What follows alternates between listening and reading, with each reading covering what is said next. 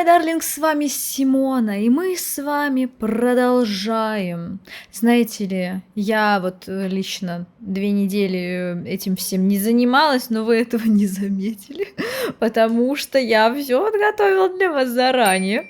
Поэтому как бы уже даже, знаете, уже эта боль, она мне неведома. Я уже отвыкла, поэтому если я буду в этой серии слишком резко на все реагировать, заранее прошу вас за это прощения. А начинаем мы с того, что нашему любимому Никакуну снится, что они расстаются. Элли кричит, бьет посуду, собирает чемоданы, вытряхивая из шкафов свои вещи, которых внезапно у меня в доме стало значительно больше. Она обвиняет меня во всех смертных грехах, в том, что испортил своим существованием ее лучшие годы. А я лишь сижу на кровати, повесив голову, и слушаю этот бесконечный поток злобы, где-то в глубине души ощущая облегчение, что все это наконец закончится. Многоточие. К чему тогда все это вообще? Ну ладно. Интересно, можно ли проснуться от вони? Я ставлю на ответ «да», а вы пишите в комментариях. Сначала ты открываешь глаза, сознание возвращается в реальность, и только потом в него начинают поступать странные, непривычные, несоответствующие твоему дому запахи. Что-то горит. Я вскочил с кровати и начал обалдело мотать головой из стороны в сторону. Вроде бы дыма нет, но нет и Элли. А как говорится, нет Элли без огня и без дыма. Я вскочил на кухню и обнаружил ее, стоящей возле плиты. «Ты что делаешь?» – грозно спросил я, еще не отойдя ото сна. «Готовлю завтрак, по крайней мере пытаюсь», – испуганно отозвалась она и отошла от плиты. В сковородке в страшных муках, словно Джордано Бруно на костре, погибли кое-как порезанные овощи. Рядом в миске плавали не до конца размешанные яйца с кусочками скорлупы, а я раньше думал, что такое только в манге бывает. Что? Когда люди настолько не умеют готовить? «Ну извини уж», — надулась она, но выглядела скорее раздосадованной на саму себя. «У меня как-то повода не было научиться. Ты тоже раньше играть не умел». «Да и сейчас не умею», — вздохнул я и выбросил угольки в мусорное ведро. «Смотри, сейчас покажу. Ты меня учила на басу играть, теперь моя очередь». Многоточие. Нормальный диалог. А представляете? А можно нормально разговаривать друг с другом, прикиньте. Вообще, так бывает. Ничего себе, я в шоке. Получился довольно сносный омлет с овощами, который мы съели с большим удовольствием. Сказался пропущенный вчера ужин. Ну вот, видишь, не так уж и сложно. Угу, тогда в следующий раз чур я готовлю. Жду с нетерпением, съязвил я. Ну... На мгновение можно было действительно подумать, что это обычный разговор обычной молодой пары обычным утром, но мы же знаем, что никак он такой необычный парень. Поэтому, естественно, все тут у нас необычно. Но, глядя на Элли, я никак не мог выбросить из головы картины вчерашнего вечера.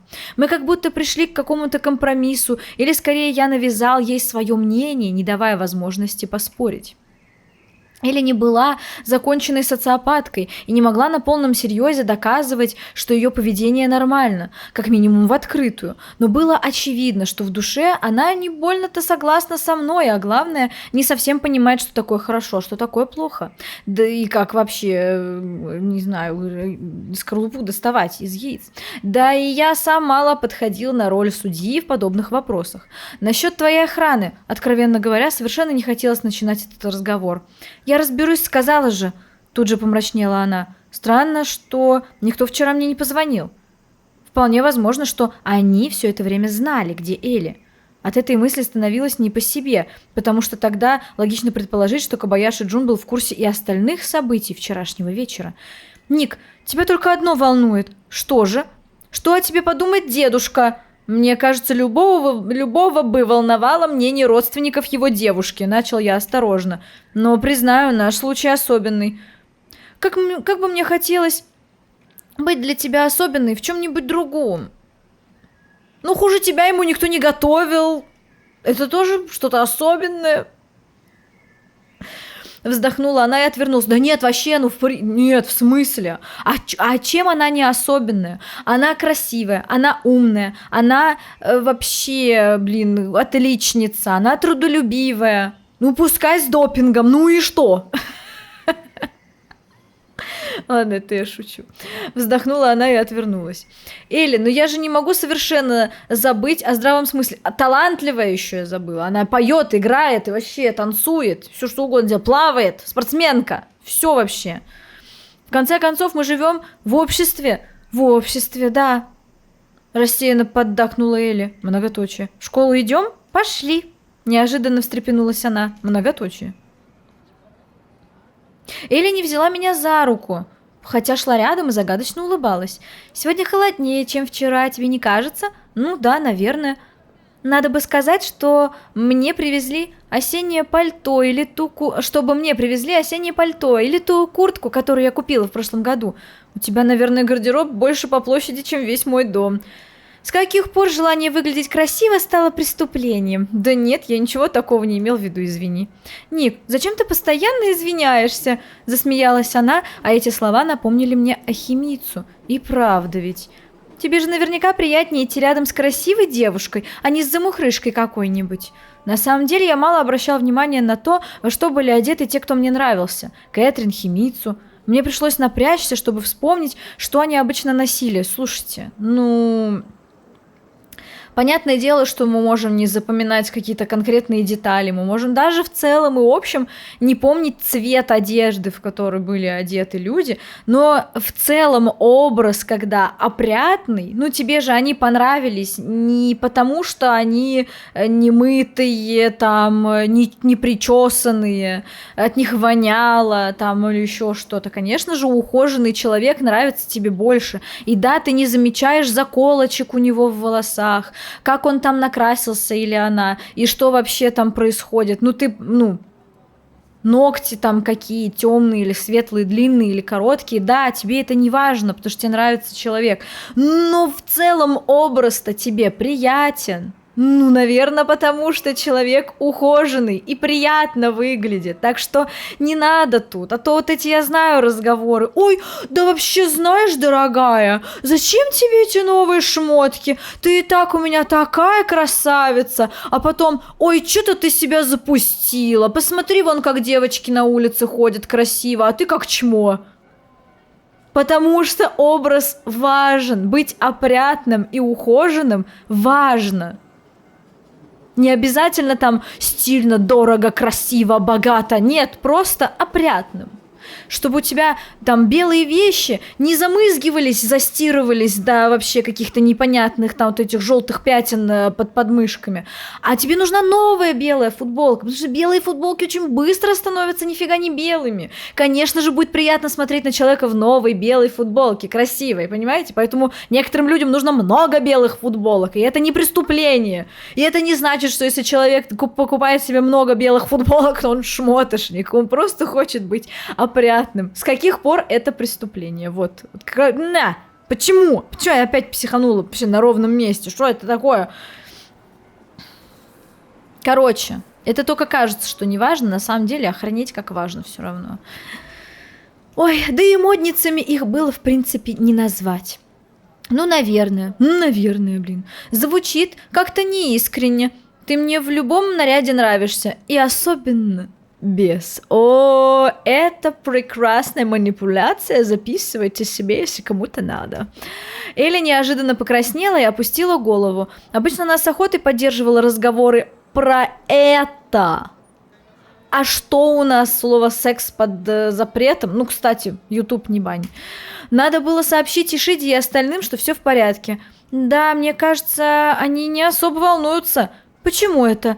Потому что... Да, ляпнул я лишнего. Потому что с тобой же уже случалось подобное. Впрочем, сказал А, говори и Б. Не может Ишида держать язык за зубами, раздосадованно цыкнула она. А мне казалось, что мы решили не хранить секретов друг от друга. На самом деле, ни о чем таком мы не договаривались, но такие аргументы обычно становятся эффективными. Я не собиралась ничего от тебя скрывать, намеренно. Значит, не договаривать собиралась. «Ну, Ник, ну хватит!» – взмолилась она и повисла у меня на руке. «Такой прекрасный день, а ты опять начинаешь. Ты же сама только что говорила, что холодно». Я понимал, что ворчу, как старый дед, но ничего не мог с собой поделать.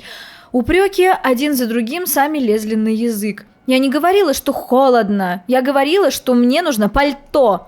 Да, прости. Сначала упрекать, а потом извиняться. У кого только я набрался этого? Мы задаемся этим вопросом 21 серию, уже 22-ю. Многоточие. В школе тема моих отношений с Элли уже перестала быть сенсацией, каковой являлась поначалу. Так что на нашу парочку перестали смотреть как на заморскую диковину. И это меня несказанно радовало. Я никогда не стремился находиться в центре внимания, поэтому не знал, сколько еще выдержу. Однако мода – дама капризная, и вот уже вся школа обсуждает, как один парень из параллельного класса обрюхатил свою подружку. Ох уж эти 80-е! Тяжело было с предохранением. Хотя сейчас не тяжело, но ничего не изменилось. Ну ладно, увидимся позже. Довольно холодно попрощалась Элли. Пока. Я специально долго переобувался, сделав вид, что тщетно пытаюсь развязать запутавшиеся шнурки. Этот день начался лучше, чем мог бы, особенно после вчерашнего, но чем он закончится? А по какой причине он долго завязывал шнурки? С какой целью? Что он хотел? Не знаю. Я сидел на уроке и крутил в руках карандаш. Подобные...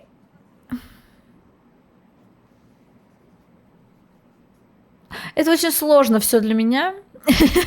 Подобные экзерсисы. Я не... Вообще, понимаете, я даже примерно не понимаю, что означает это слово. Вот его нет в моем лексиконе. И вообще в моем словарном запасе. Ну, теперь я прогуглю. Мне всегда давались с трудом. Даже удивительно, как легко это получается у других. Ну, в общем, что-то там ему трудно давалось, будем иметь в виду. Например, у Кагаме. Она вертела ручку... Ну, короче, какие-то, видимо, трюки или что. Не знаю. Она вертела ручку одновременно всеми 5 пальцами с такой скоростью, что по сравнению со мной казалась гоночным болидом на фоне Тойоты 30-х годов. Так она тебе еще после тюрячки не показывала, как она четки так перебирает быстро. И еще какие быстро поделки из хлеба делает. С досадой я громко хлопнул карандашом об стол и получил за это замечание учителя. И все-таки Элли. Только ли дело в ее неуемной любви к веселью? То, как она ощетинивалась при любой моей попытке поговорить об этом, настораживало. У Элли отнимали любимую игрушку, это-то понятно, но не был ли я для нее тоже всего лишь игрушкой? Из любой игрушки можно вырасти, игрушка может надоесть, да и если она сломается, ничего страшного, так ты сам же хочешь, чтобы это все закончилось. Короче, я вот вам базарю, ему сейчас не нравится, что они вместе, он такой, ой, поскорее бы это закончилось, ой, как мне тяжело, но если в итоге, а так и будет, а именно она его бросит, ну, в смысле, не в смысле так и будет именно обязательно, что, короче, он вряд ли вот как бы... как это называется, в рамках их характеров, вряд ли он был бы инициатором расставания. Так вот, значит, она его бросит, и он включит страдания по другому поводу, о том, что его бросили.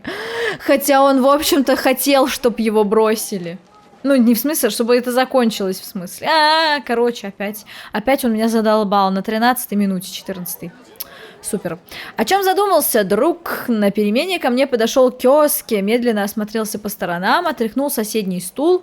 А что на нем было? Что вы там все ходите с песком, что ли?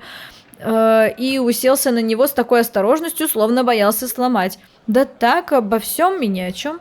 Ну да, понимаю. Глубокомысленно почесал он подбородок и замолчал. Что ты понимаешь? Элли сама наконец решила, что такой простак, как ты, ей не пара? Угу, решила. Лениво бросил я, больше чтобы поддержать его глупую игру. Правда? Воскликнул Кёски и тут же вскочил, отчего все вещи, лежащие на парте, попадали на пол. Упс. Он принялся неуклюже собирать разлетевшиеся тетради и учебники. Ниджима не обрадуется. Да, он ничего и не заметит, я быстро... пыхтел Кёски так, словно уже пробежал полумарафон. Когда он закончил, то выглядел уже не таким жизнерадостным. Так значит, у вас все в порядке? Смотря что считать порядком. Люди, у которых все в порядке, так не говорят. Многоточие. Я лишь пожал плечами в ответ и посмотрел на ненавистный карандаш, который никак не хотел крутиться с нужной мне скоростью. «Ник, ты мой друг, а Элисама – это Элисама. Поэтому я первый должен знать все подробности. Свечку подержать напрашиваешься. Так далеко я не загадываю, но не отказался бы». Он вдруг переменился в лице. «Постой, а у вас уже было это? Это самое. Ты хочешь спросить, был ли у нас секс? Ой, какой смелый, посмотрите. Буквально, не знаю, минуту назад он себе в мыслях запрещал это слово произносить. Она поддерживала разговоры про это. А теперь, значит, Кёски, когда говорит точно такими же формулировками, он такой сразу... Ты хочешь спросить, был ли у нас секс? Ой, какой ты смелый парниша. Я не могу. Произнес я без всякого выражения. Се-ку-су. Мерзко протянул он так, как умеют только японцы. Странно. Кёски, ей-богу, ты переоцениваешь простые физиологические процессы. Знаешь, Ник, сытый голодному не товарищ. Демонстративно скрестил он руки на груди и отвернулся. Ой, мужчина, уходите. Мужчина, мы вас не звали под такие разговоры. До свидания. Тут в класс вошел наш странный учитель английского. А вот и Ранда. Хмыкнул Кёски. Или Рандо. Бельмондо. Считается, что это школа элитная, поэтому к выпускному классу дети должны изучить английский на уровне, достаточном для общения с носителями. Однако мистер Стоун ни бельмес не понимал по-японски, что делало всю эту ситуацию еще более странной. «Здорово, парни, как дела?» Весело помахал он нам классным журналом. «Отлично. Впрочем, лично мне это не мешало». Чего нельзя было сказать про Кёски, который, в принципе, не отличался высокой успеваемостью. Вы обсуждали девчонок или мне просто послышалось? Не возражайте, если я присоединюсь. Вам будет неинтересно. О чем он? Шепнул мне Кёски, пытаясь всеми силами делать вид, что понимает учителя.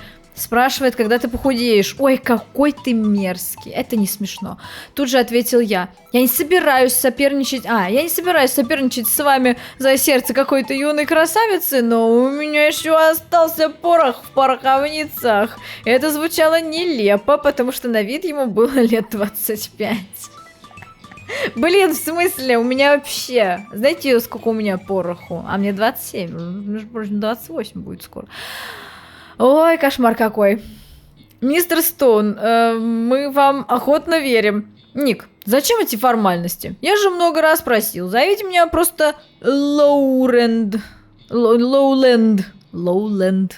Странное имя. Уж по что я не любил формальности, но подобная фамильярность к собственным ученикам казалась мне странной. Кёски стесняется, вы же его знаете. Что, Кёски? Мой упитанный друг достаточно сильно дернул меня за рукав пиджака. Вот видите? Тратя время на смущение, ты можешь упустить нечто важное в своей жизни, глубокомысленно изрек он и почесал бородку. Вы же знаете, что я приехал в Японию главным образом для того, чтобы изучать дзен-буддизм. Уж явно не для того, чтобы... Уж явно не для того, чтобы английскому учить. У него это получалось так себе. На Западе извратили само понятие поиска гармонии с собой и с природой. Древние практики поставлены на службу сиюминутным выгодам, и из них была грубо удалена вся суть, вся их ценность. Медитация предназначена для того, чтобы научиться безоценочному восприятию действительности, а не для того, чтобы снимать стресс после трудного дня, проведенного в борьбе за капиталистические идеалы. И я верю, что только здесь, на Востоке, еще сохранилось то истинное понятие о буддизме. Я покосился на Кёски, который в растерянности хлопал глазами, и сразу же усомнился в том, что такое Рандо. Рандо, у него фамилия это, имя, что это? Сможет найти здесь то, что ищет. У него имя Лоуленд, фамилия у него Стоун. Кто такой Рандо? Я что-то запуталась, я ничего не понимаю, все, до свидания. Это все очень странно, мистер Стоун. Но я не хочу сказать, что вы должны отринуть все мирское и уйти в монастырь. Нет. Пока вы молоды, то имеете полное право наслаждаться жизнью. Корпорации – вот то зло, с которым каждый из нас должен бороться как вовне, так и внутри себя. Странно было это слышать от человека, который работал в школе, фактически функционирующий во многом на деньги Кобаяши Корпорейшн. Вы меня понимаете? Отлично понимаем, мистер Стоун. Воодушевленно отозвался я. Да что он там лопочет? Никак не... У меня сегодня проблемы со чтением почему-то. Как, в общем-то, и всегда. Никак не опять не получилось. Третий заход. Никак не унимался Кёски. Я даже с третьего раза все равно неправильно прочитал, но вы уже поняли. Тогда, надеюсь, сегодняшний урок пройдет без происшествий. Смутился он и пошел к своему столу. Зачем был этот диалог? Пожалуйста, объясните мне. Рандо в своем репертуаре. Или Ранда. Я вообще не понимаю, что это такое. Почему ты вообще... Вот почему ты вообще зовешь его так? Надо сказать, что большинство учеников понимали английский все же лучше Кёски, но почти все японцы в нашем классе были не в восторге от того, что мистер Стоун ни слова не мог сказать по-английски. Ой, по-японски. Было бы странно, если учитель английского не мог ни слова сказать по-английски. Поэтому его часто игнорировали, а то и в открытую подкалывали. К его чести, он всегда спокойно сносил нападки, и когда это было возможно, метко на них отвечал. Однако слова странного учителя английского по имени Лоуленд Стоун запали мне в душу. Если мы все, и я в том числе, должны бороться против корпораций, значит ли это, что я должен бороться против Элли? А кто ему сказал, что мы должны... Нет, я понимаю, что этот чел сказал, но, типа, кто сказал, что ты должен принимать на веру слова всяких преподавателей, которых ты в общем и целом даже не уважаешь? С чего вдруг он сейчас серьезно вообще задумывается о его словах? Тем более в контексте собственных отношений с девушкой.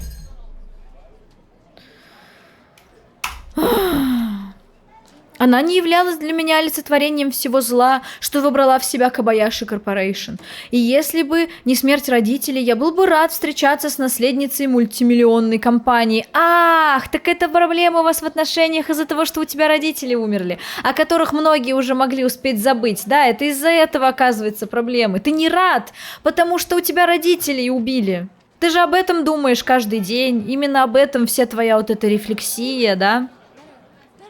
Что-то как-то у него кто-то спрашивал, даже, по-моему, Эли, типа, ой, наверное, вот ты страдаешь. Он сказал, да нет, я уже, типа, как бы пообвыкся. А теперь это, оказывается, главная причина недовольства. Поймите меня правильно. Я понимаю, что это большая глубокая травма. И даже если человек говорит, что, типа, его это не волнует, ясен-красен его это волнует. Но мы же с вами, как зритель, как читатель, имеем доступ к его мыслям. Прям в его голову залезаем фактически. Нам авторы позволяют это делать. И в этих мыслях родителей он вспоминает раз в, не знаю, 7 серий. Как это может быть главным мотиватором персонажа? Я понимаю, что в жизни мы не думаем каждый день о чем-то, но это может быть каким-то серьезным мотиватором, знаете, там на подкорке. Но мы тут имеем дело с драматургией. Зритель не должен забывать о главной мотивации персонажа, а нам позволяют забывать. Короче, вы поняли, да? Поняли? Да.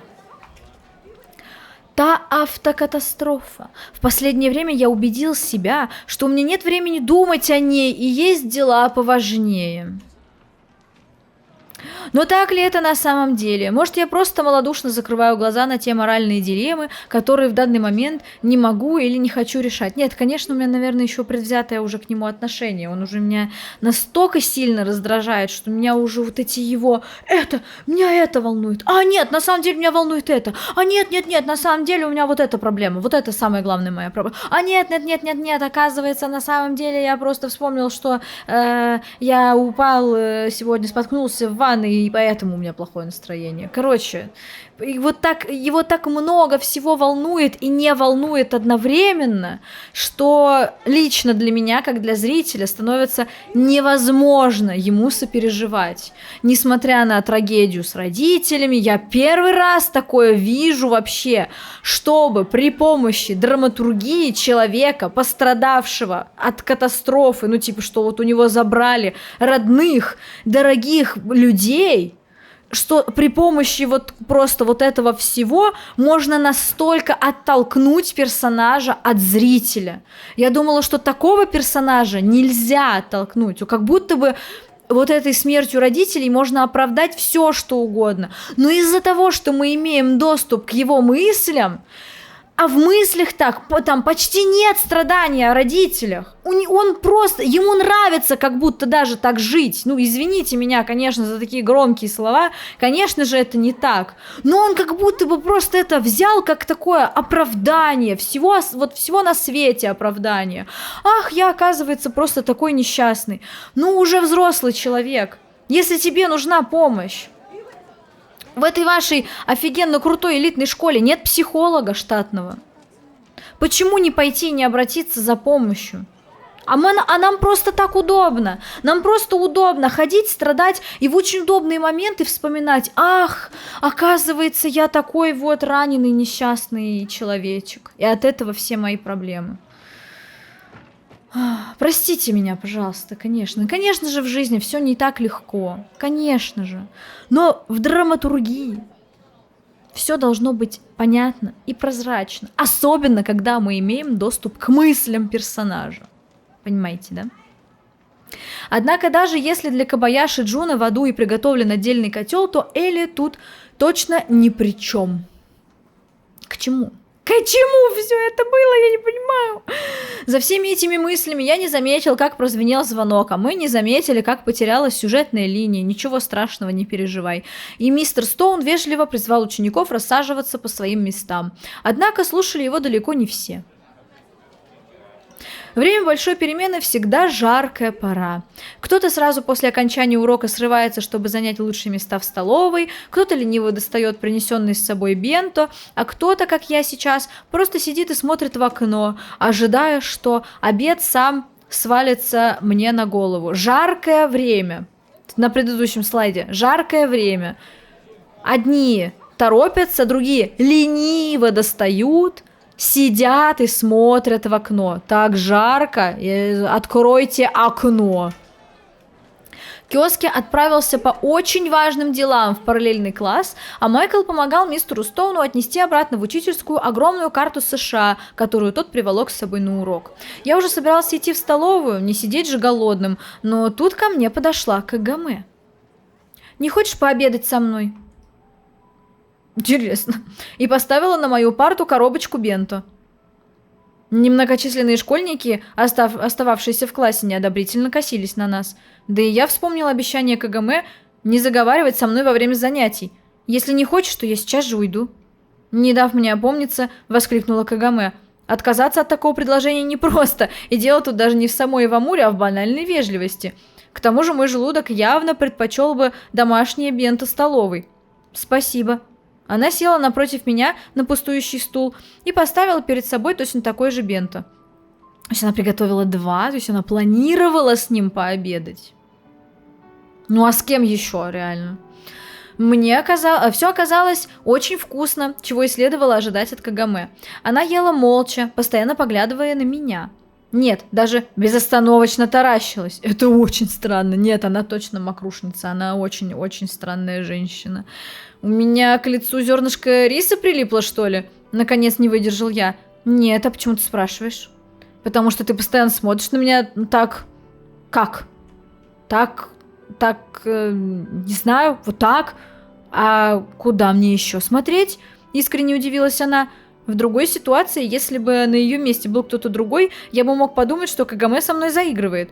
Ивамура-сан, начал я максимально вежливо, скажи честно, чего ты добиваешься?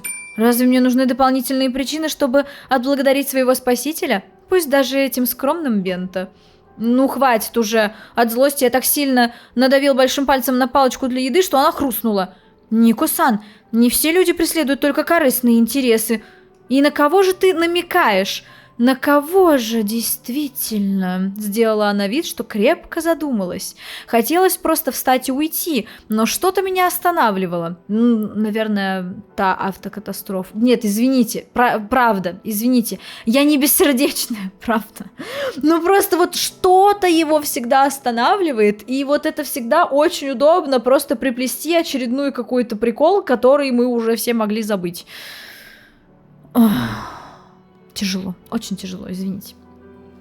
Если бы я не знал тебя, то мог бы подумать, что ты в меня влюбилась. А разве ты меня знаешь, Нико-сан? Загадочно спросила она. Многоточие. Кагаме влюбилась в меня? Да это вообще не тот ответ. Она не то ответ. Вот где в ее ответе было то, что она в него влюбилась? Ай, господи. Очень-очень сложно, ребята. Ну уж нет. Хотя почему нет? Действительно. Могу ли я, используя лишь логику, объяснить чувства ко мне Кэтрин, Химицу, Элли? И если с первыми двумя все было более-менее понятно, то чувства Элли во многом до сих пор оставались для меня загадкой.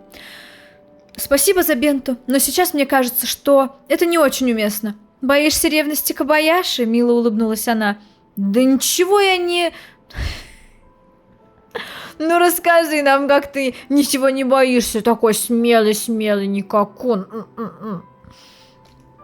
И тут в дверях действительно появилась Элли. Окинула класс внимательным взглядом, заметила нас и немедленно ни секунды подошла. Ник, Ивамура-сан, вежливо поздоровалась она, вежливо, как если бы приветствовала учителей. Кобаяши-сан, Кагаме слегка наклонила голову. «Привет, а мы тут... я весь сжался внутри, словно ожидая сурового наказания. Обедаете, я вижу. Извините, что помешала».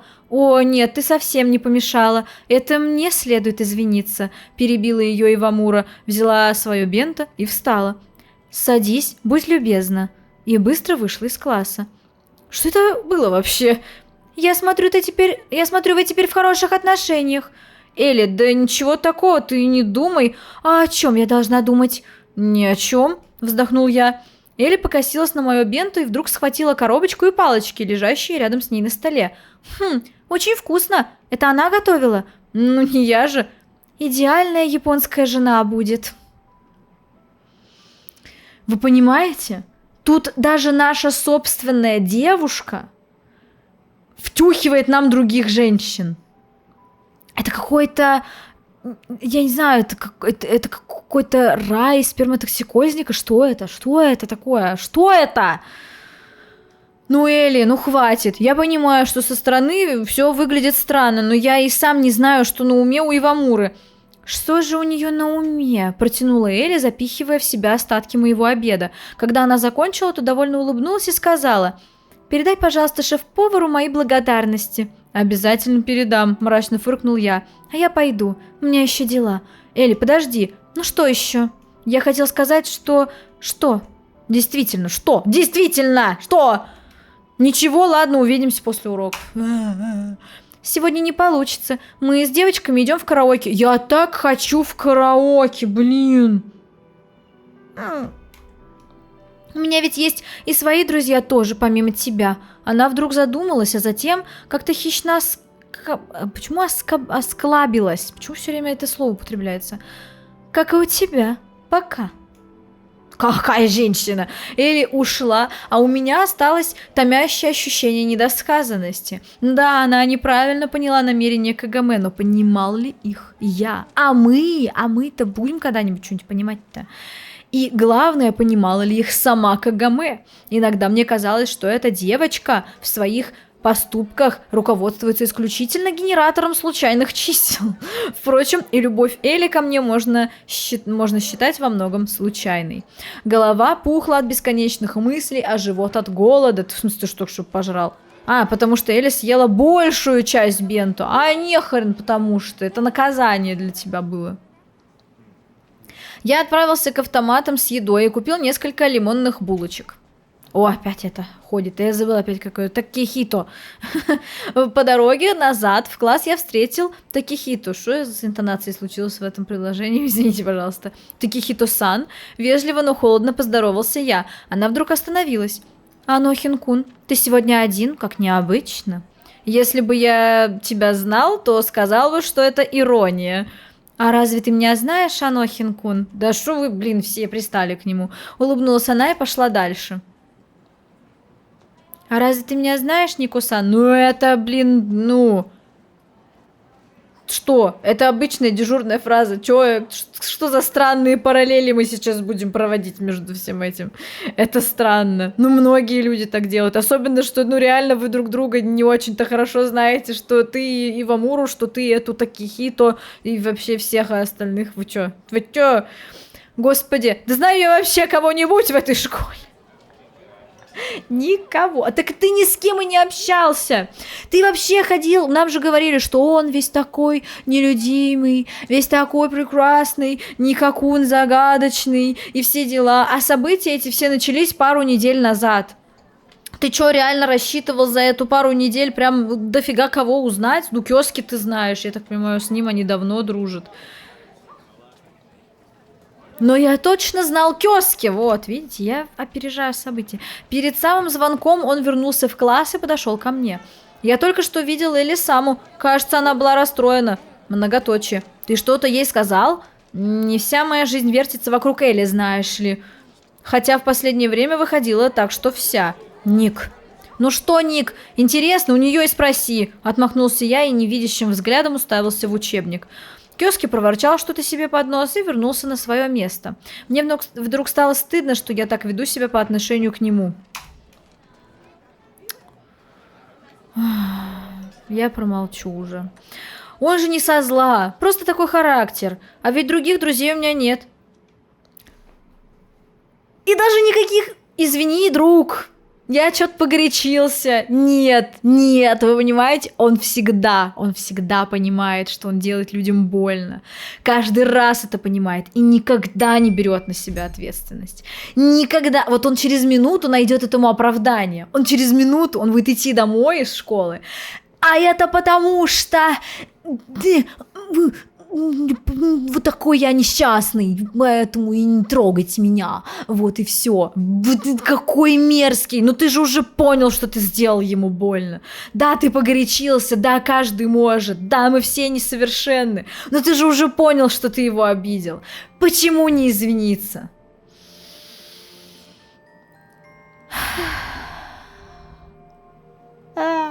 Тяжело. Как тяжело, господи, я не могу. Уроки закончились довольно быстро, и я понял, что впервые за последнее время предоставлен самому себе. У Эли свои планы, Химица уехала, и мы, наверное, больше никогда не увидимся. Кэтрин тоже исчезла из моей жизни так же неожиданно, как и вернулась в нее, и так же неожиданно, как исчезла в прошлый раз. Выходит, у меня осталась только Эли. Взбалмошная, неконтролируемая, своенравная Эли. Что значит осталось? У нее сегодня свои планы. Ты забыл? Ты же только что про это говорил. Я брел, куда глаза глядят, и вскоре оказался возле знакомого бара. Решение напиться в 3 часа дня могло бы показаться мне не таким уж глупым еще месяц назад, но сейчас что-то меня останавливало. Не хотел подавать дурной пример Эли. Впрочем, видимо, она прекрасно справлялась с саморазрушением и до меня... Нико-сан, я так и знала, что этот день теперь, значит, ему придется провести с Кагаме. А пьяная Эли придет, увидит их вдвоем и все. И хана всему. И это будет последняя серия. Нет, вряд ли будет. Позвал знакомый голос, который я слышу теперь уже слишком часто. Я обернулся и увидел Ивамуру, которая с невинным видом стояла и сжимала в руках школьный портфель. «Ты за мной следишь?» – не скрывая раздражения, спросил я. «Вовсе нет». Она задумалась, а затем улыбнулась. «Тебе понравилось бенто?»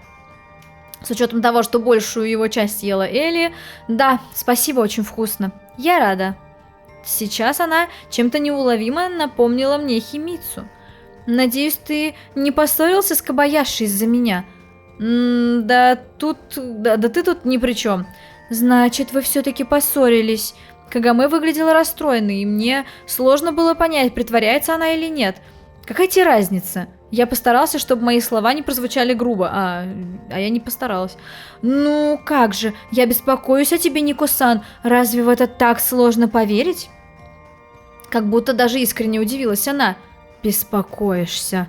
Однако вопрос Кагамэбел имел право на жизнь.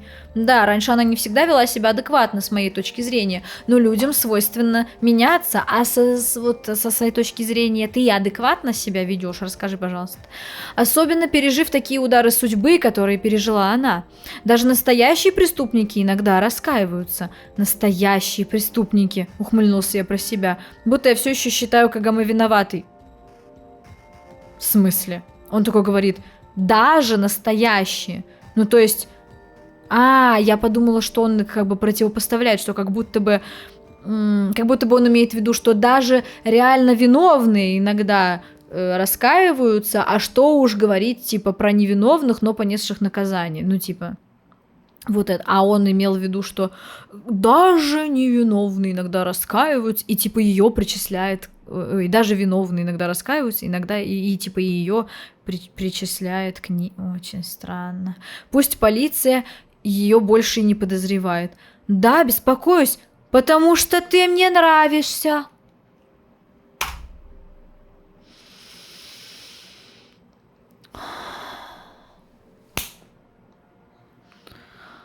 «Нравлюсь?» – выдохнул я. «Ой, я не то имела в виду. Хотела сказать, что благодарна тебе за спасение отца и за то, что вызволил меня из тюрьмы, и довольно правдоподобно засмущалась она». «Ну вот, Нико-сан, ты не должен заставлять девушку все это говорить». И я и не заставлял. Подобный разговор казался мне странным, словно мы разыгрывали пьесу по ролям.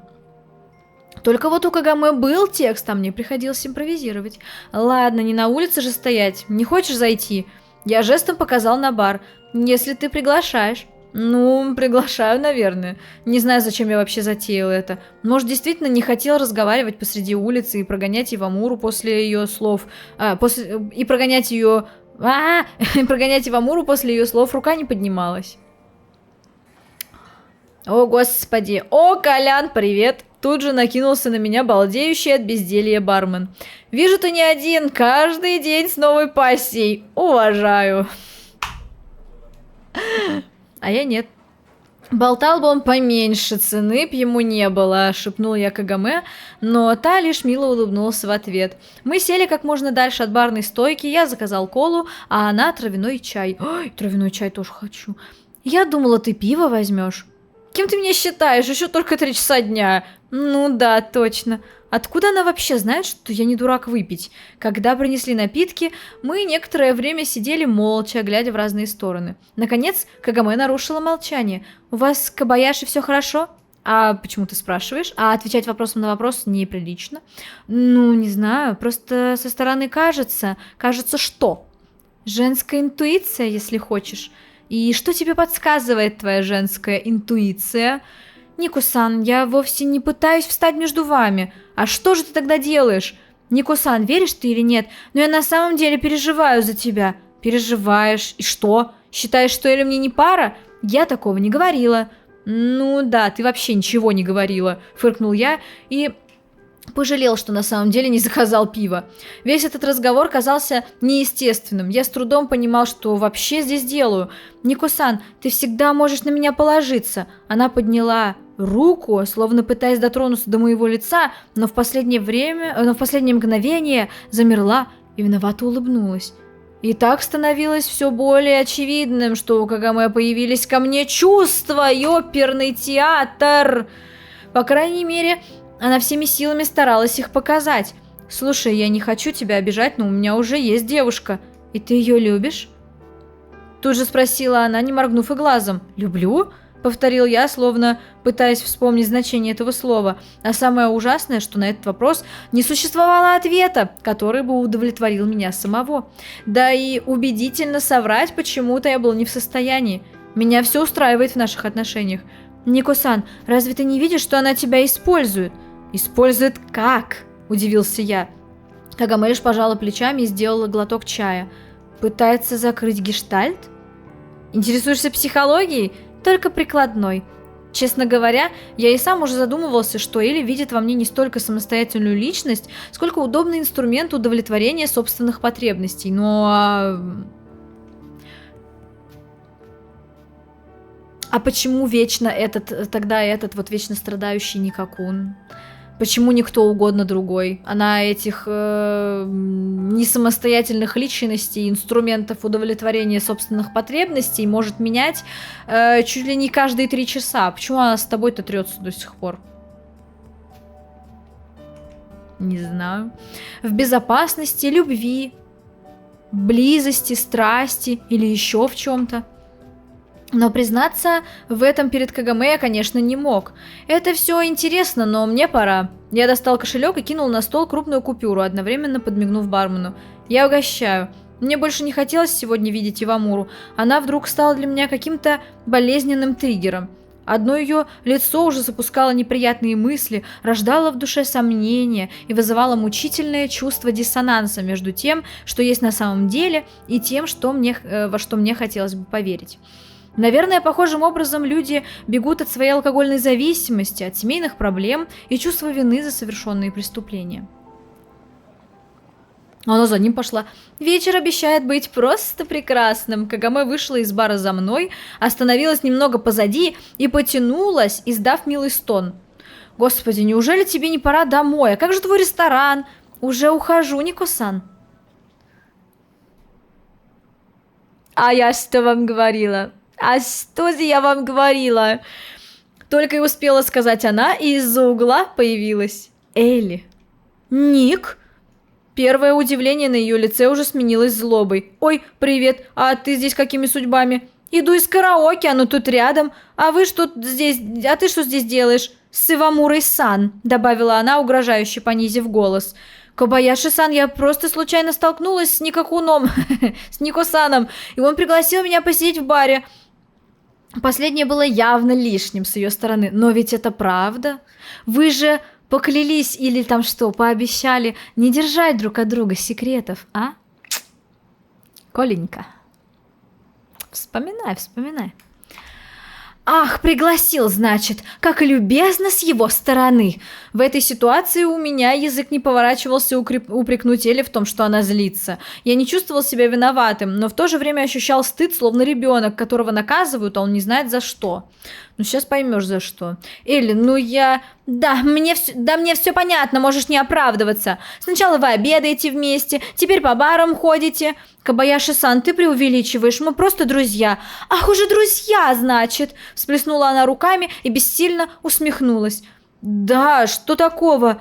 А ничего. Кобаяши-сан, Нико-сан ведь не твоя собственность. Собственность? Да никто не говорит про собственность, просто он... На ее лице отразилось крайнее напряжение. Он способен сам выбирать, с кем ему дружить. Закончила за нее Кагаме и посмотрела на меня. Так ведь, Нико-сан?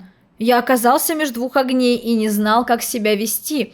По идее, надо было встать на сторону Элли, но мне не удавалось убедить себя, что она права. В конце концов, я же не допрашиваю ее, с кем и зачем она ходила по своим караоке. Так это... Вообще, это как бы вроде бы нормально, но вы, дорогие зрители, не находите, что здесь это происходит по причине того, что ему насрать, с кем она проводит время. Ему наплевать, он даже... не задался вопросом ни разу, а что если эти девочки, с которыми она пошла в караоке, носят ей дозы? Откуда она их берет? Кто-то же должен быть дилером, кто-то где-то есть, кто ей поставляет. Почему не эти девочки, с которыми она пошла? А что это за девочки? Понимаете, просто гиперконтроль, гиперопека, это да, не круто. Но это не круто, когда, человек тебе не дает повода. Просто ходит, просто гуляет. А ты конкретно знаешь, на 100% знаешь, что она торчит, сидит, да, на чем-то. И она такая, я пошла в караоке, ты такой, давай. И даже, ну, типа, понятное дело, что да, она взрослый человек, она имеет право, и как бы, по сути, никак он ей никто, чтобы ее там контролировать, обыскивать перед тем, как она пошла в караоке там или еще что-то. Но хотя бы мысль, я еще раз повторяю, у нас есть доступ к его мыслям. Хотя бы мысль о том, что он переживает. А что это за девочки? Нет, ему просто насрать, поэтому он и не спросил. Или мы действительно встретились чисто случайно и разойтись не смогли. Извини, но я не должен перед тобой отчитываться о каждом человеке, с которым общаюсь помимо тебя. Не должен? Сказала она, смутилась и поджала губки. Не должен, конечно.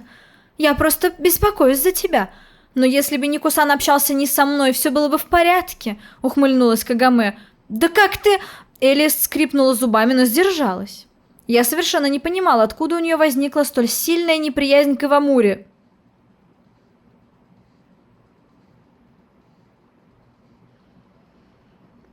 Вы тоже не помните?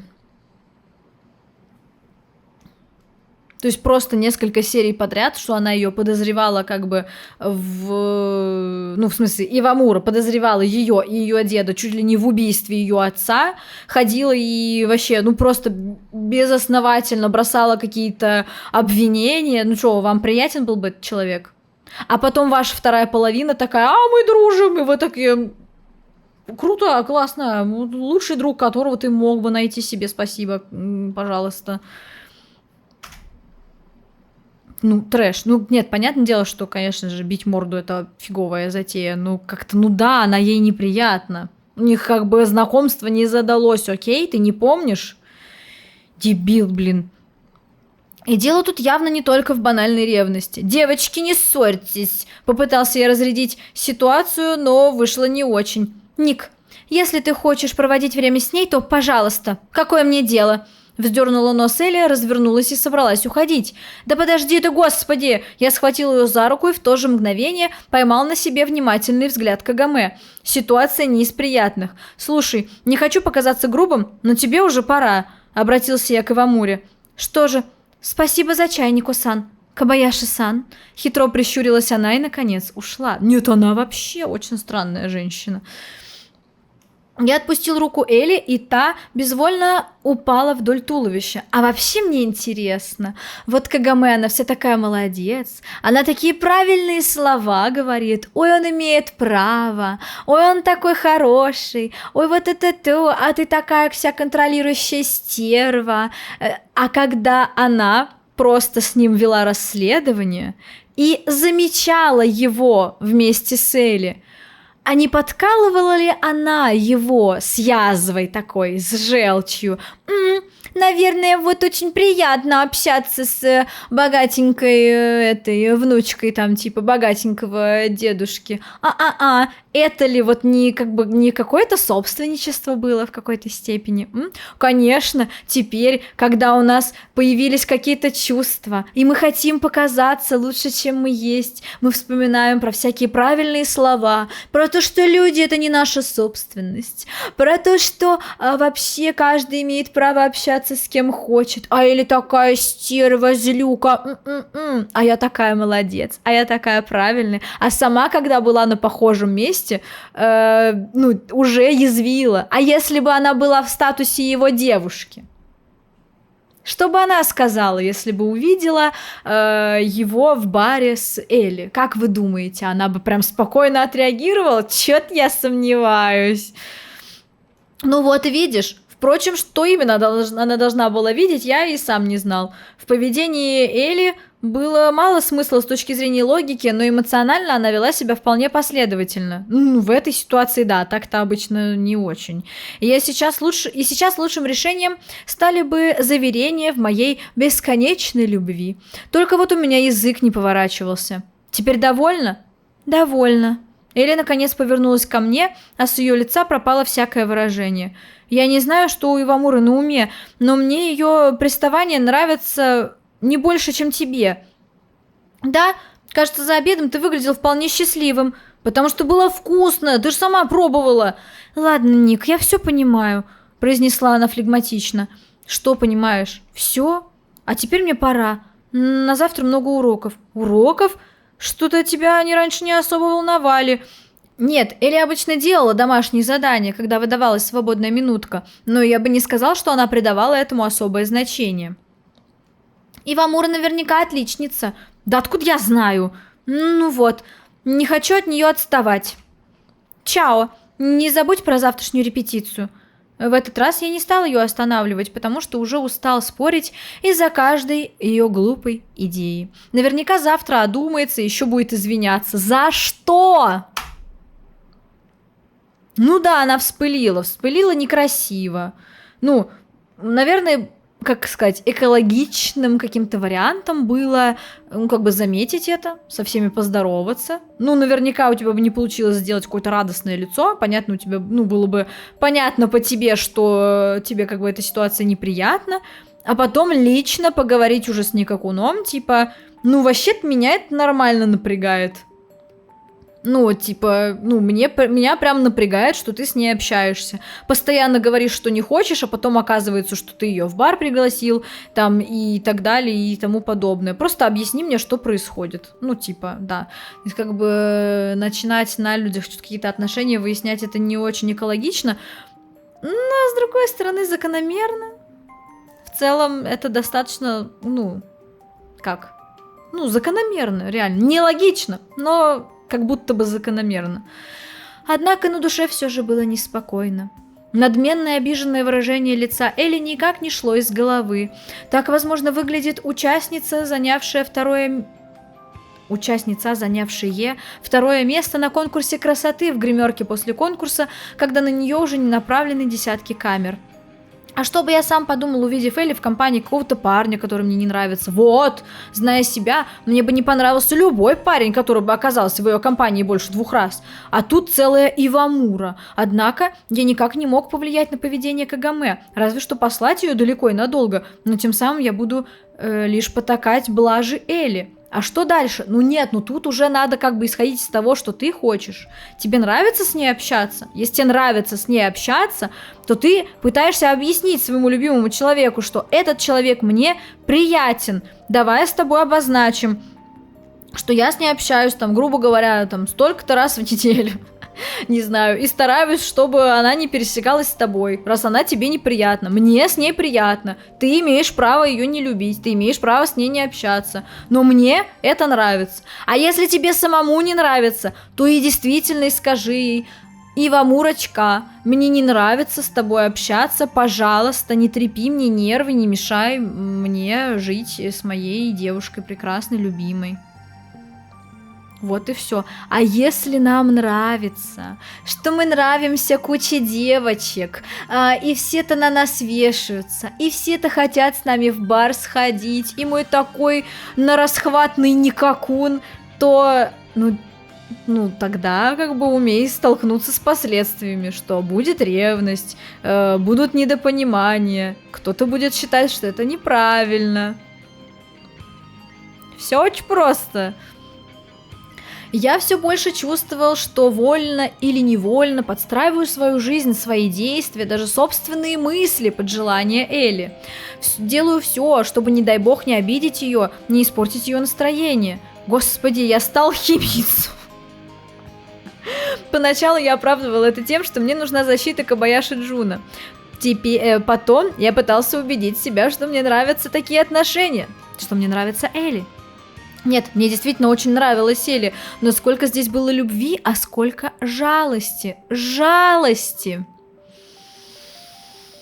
Я вдруг понял, что во многом она страдает куда меньше, чем я, чем кто бы то ни было из тех, кого я знаю. И порошок, и рок-н-ролл, и даже это местами преувеличенная любовь ко мне, все тому свидетельство. А я увяз в этих отношениях задолго до того, как понял это, и теперь дороги назад нет, да с чего бы. Остаток дня я провел дома, расхаживая с книгой из комнаты в комнату. Приходилось по несколько раз перечитывать один и тот же абзац, потому что упустил ход повествования. Неожиданное осознание сути моих чувств к Элли не давало мне покоя. Ну какой из меня спасатель, если я даже самому себе помочь не могу? О боже, иногда он изрекал что-то внятное. Но Элли любит меня, по крайней мере думает, что любит. Она доверяет мне. Так кто, если не я?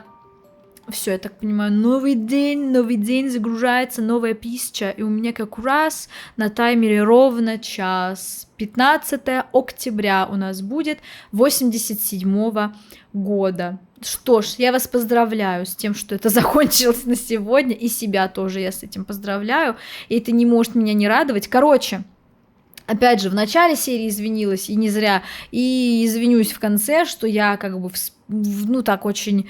тоже очень ярко на все это реагирую, ну потому что мне очень тяжело понимать мотивации этих людей, особенно Никакуна, потому что всякие эти обстоятельства, очень много мне часто пишут в комментариях, как будто бы, что вот, ну вот у него же погибли родители, и как ни крути, это все равно для него травма, даже если он об этом не думает, да, но это не жизнь. Как бы в каких-то аудиовизуальных произведениях все должно подчиняться законам драматургии. И зритель должен понимать мотивы, а не догадываться, сравнивать со своей жизнью и так далее. Да, понятно, есть место рефлексии. Есть место каким-то рассуждениям, может быть, где-то додумыванием, проекциям, интерпретациям и так далее. Но на поверхности мотивация, понятно, быть должна. Хоть вы меня политеми избейте, должна. Вот не могу я по-другому. Ну, не могу я по-другому. Вот из всего, что я прочитала за 22 серии, это 22 часа. Я читаю это 22 часа, почти сутки. Я не понимаю мотивов, я не понимаю. Самая главная моя претензия, это что у него достаточный возраст для того, чтобы осознать, что его травма мешает ему жить, и своими действиями он делает больно окружающим. И как бы вполне закономерным было бы у взрослого человека желание обратиться к специалисту. И раз это тебе мешает жить, проработать все это. Я говорю, элитная школа, там нет психолога, вообще никакого, ну хоть какого-нибудь, хоть что-нибудь, понимаете, ну я не знаю. Не знаю, нет, конечно же, может быть, в 87-м году, может быть, действительно это было вообще не в моде, типа там в каждой школе психологи, я не знаю, но я, сколько себя помню, вот в школах, ну, с 2000-х годов точно всегда, даже в российских школах есть психолог. Не знаю, я не знаю, ну, как-то... Ну да, наверное, мне просто мешает именно контекст моего времени, в котором я живу. У нас тут не модно просто зарываться в своих травмах и говорить: о боже, я такой раненый просто, поэтому я буду портить всем вокруг жизнь, и все, и ничего не буду с этим делать. Ну, типа, сейчас уже все поняли, что с этим можно что-то сделать, хотя бы попытаться что-то сделать. Короче, не знаю. И даже если в контексте каких-то травм это не выглядит основной мотивацией персонажа в его мыслях. Ну, то есть, короче, я не знаю. Мне очень тяжело. Я очень хочу, чтобы это поскорее закончилось. А вы можете пока в комментариях накидать мне нормальных визуальных новелл, в которых все понятно и прозрачно. А пока подписывайтесь на канал, ставьте лайки, присоединяйтесь ко мне в других социальных сетях. Все ссылочки, как всегда, в описании. Всех уже люблю. Пока-пока.